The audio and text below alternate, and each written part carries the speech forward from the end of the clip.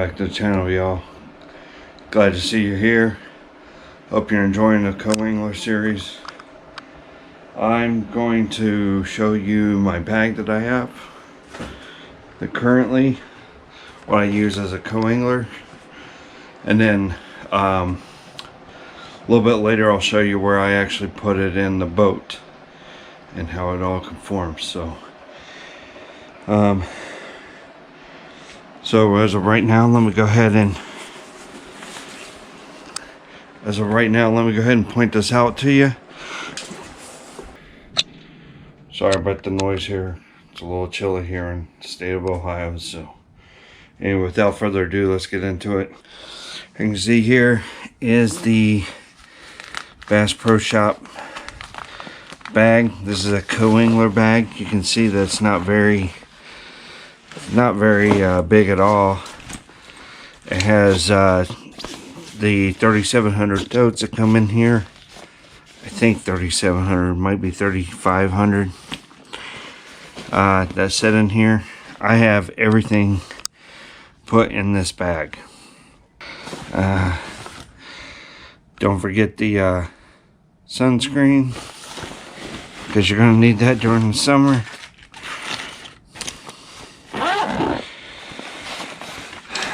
And then you got right here, there's a tote that goes in here. I'll show that to you here in just a little bit. There's a bag there. Anyway, I also put my call tags, which is, I'll show those to you once we get over to the place. And then you have a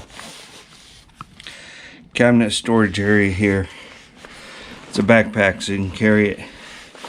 And then I have soft plastics in here that I can use at all times. It's going to be some Bandito bugs, some X-Zone lures, some crawls from Ravage baits, some stick worms, some paddle tail swim baits.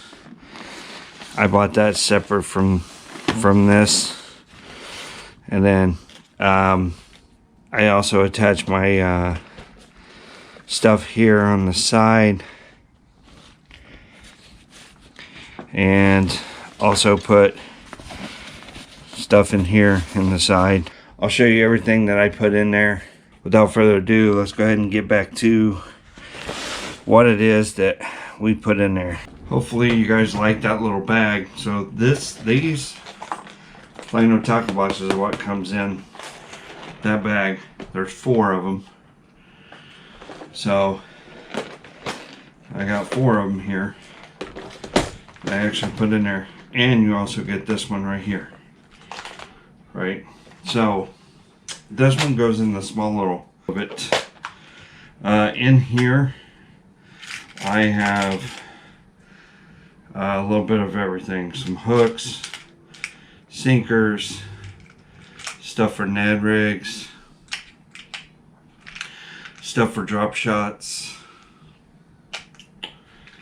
some little pegs so I can do some Nico rigs, some underspins. I got plenty of like different types of hooks and different techniques. You don't have to do all this in order to get ready.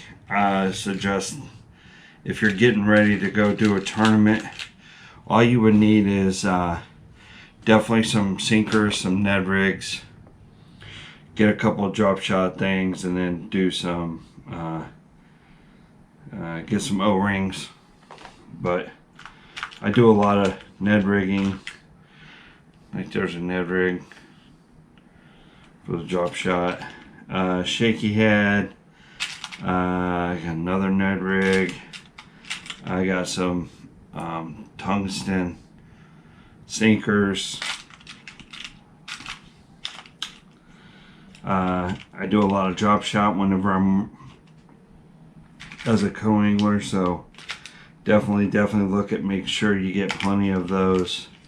What I end up doing is taking like a safety pan, put them on a safety pan, and then I can just put them in like this, and they stay together so they're not running around. But as you can see there, it's a lot. I mean, I have all kinds of hooks, flipping hooks, offset hooks, standard hooks, EWG hooks. I've been doing this for a while, and I just want to be prepared for anything and everything, because you never know what you encounter until you get there, until you get on the water. If you get a chance to practice, maybe it'll help you narrow things down. But like I said, like there's my EWG hook, another EWG hook, an underspin, a big underspin, right? So I can do a paddle tail. You've seen that I put paddle tails in that. I also put a little bit of everything, like I do some finessing.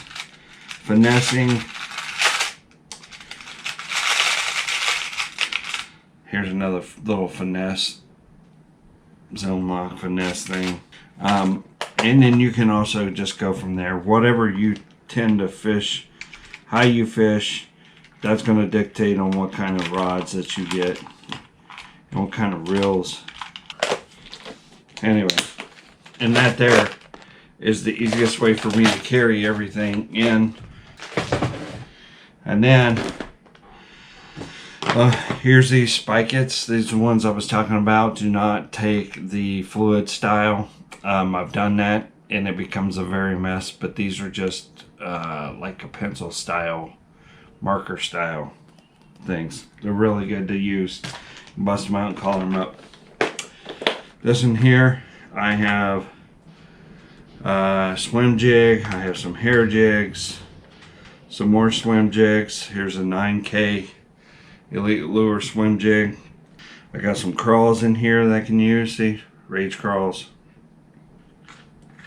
stuff, swim baits, different saucy swimmers, rage swimmers. Look at this, I got this guy already hooked up, ready to go, and an underspin. So, you know, these are things that you do. I mean, you don't need all this right now. I do this so I don't have to go constantly back. Now if it becomes other colors or becomes other techniques, then I will adjust. But in here we have some hard baits in here. You'll notice a color pattern that I have. Here is, these are the 13 Fishing jerk baits. These are all jerk baits on this side right here, all jerk baits. Some that I have that are, this one in particular, if I can get it here, is a custom made from Dead Fish Customs. So he actually hand painted that one for me. He also does some other crankbait stuff like that. Those are the whippersnappers for 13 Fishing. Here's another one. This is a stunner, right? In my other previous videos, it's a stunner, right? And then I also have another stunner right here. Northern Lights. I got some crankbaits in here. I got some finesse crankbaits, some shallow diving crankbaits here from 6 Cents, right? I have some, this is like a shad wrap. A few more, some clutch, and then obviously, you know, some Yoziri lipless cranks. At least carry some lipless cranks. That chartreuse you would use in that dirtier water for sure. And then of course I have some jigs here. Big football jig for down low. Another football jig. Big old boy, 1/2 ounce for doing some flipping in the deep humps and stuff. Anyway, some deep diver jerk baits as well as some regular jerk baits. So, and then there's that one. Next up, these are my cranks and spinner baits. Notice the colors in the cranks. We are in springtime. Springtime, red crawls. Red, red, red. Red, red, red. Red, red, red. Okay. Starting off with a Jacob Wheeler Special from Ascent. There you go. This is the 3/4 ounce. Right? Big blades, right? And then I also have some others like your white.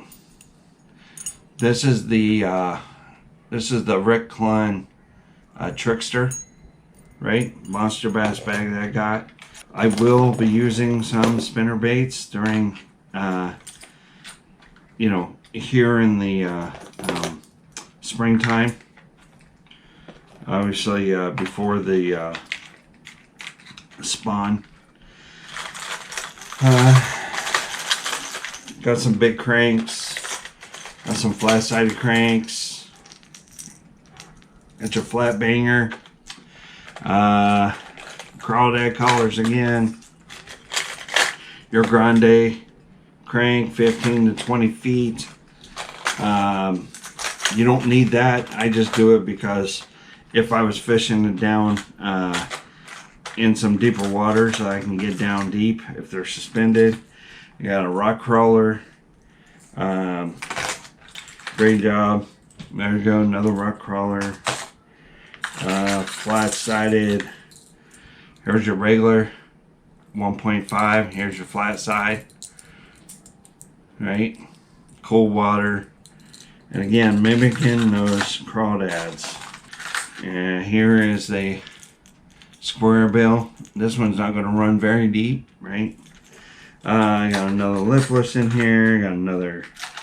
I got a monster bass lipless. I got an 8 to 12 foot crank. Because we're coming out of winter, we're heading into that spring time frame.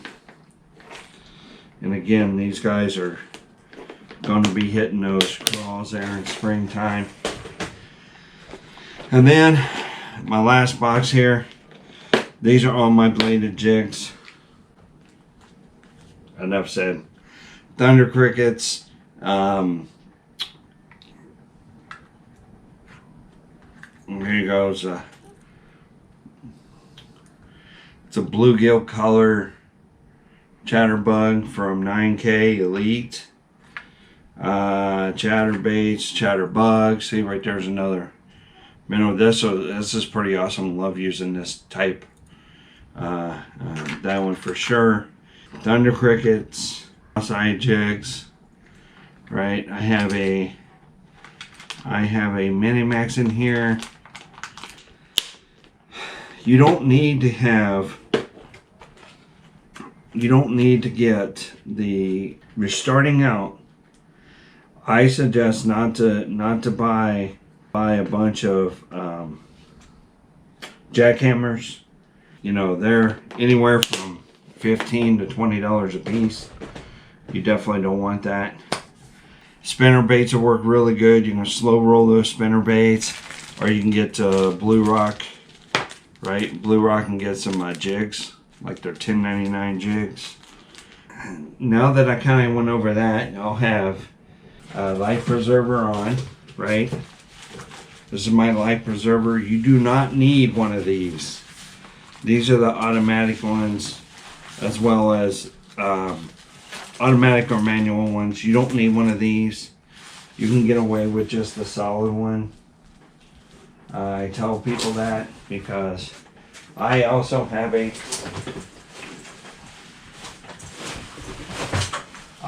solid one, see?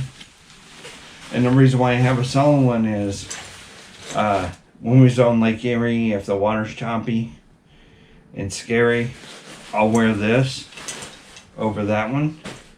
That one's more comfortable because I can keep it on. But I wear this one because I know I don't ever have to take it off, or if I get thrown from the boat or anything like that. Because that can happen, Accidents do happen. So, other than that, I have my bibs. Here's my bibs that I have. I wear these a lot when it's cold. These are waterproof. I also have my jacket that's down over here. I let those dry out so they don't get, moldy or anything. And oh, here's my call tags. I always bring my own call tags. Little call tags here. I always have them on a clip so they don't get lost or anything. And if I need one, I just pop the clip off, take one off, clip it to my fish, put it in my side of the boat. You can get an O-ring tool like this, which I highly encourage you to do it, because then you can do wacky rigs, right? And it can fit in one of your little side pockets along with this stuff right here, so all this can fit in one area. Always bring your rain gear, always bring the PFD. Well, that's all I got for this episode. If there's something you want to see, let me know in the comments below. I'll work on getting those done.